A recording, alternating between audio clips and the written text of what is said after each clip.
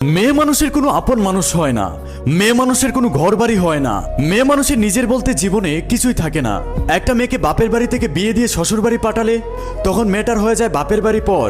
একটা মেয়ে যখন শ্বশুর বাড়ি থেকে বাপের বাড়িতে বেড়াতে যায় তখন মেয়েটা হয়ে যায় বাপের বাড়ির অতিথি।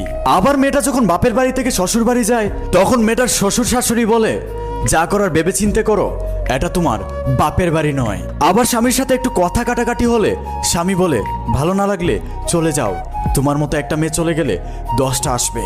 একটা মেয়ের নিজের আপন মানুষ বলতে কেউই থাকে না, একটা মেয়ের নিজের বলতে কিচ্ছুই থাকে না, সেটা একটা মেয়ের বিয়ের পর সে বুঝতে পারে। একটা মেয়েকে যার যতটুকু প্রয়োজন সে ততটুকু ব্যবহার করে, অথচ একটা মেয়েকে ছাড়া কোনো সংসারই পরিপূর্ণ হয় না। এত কিছুর পর আমরা মেয়েদেরকে সম্মান করি না, মেয়েদেরকে ছোট করে কথা বলি, অপমান করে কথা বলি। আসলে এটা ঠিক নয়। তাই পুরুষদেরকে বলছি, মেয়েদেরকে অসম্মান করে কথা বলো না, অবহেলা করে কথা বলো না, তাদেরকে সম্মান করো।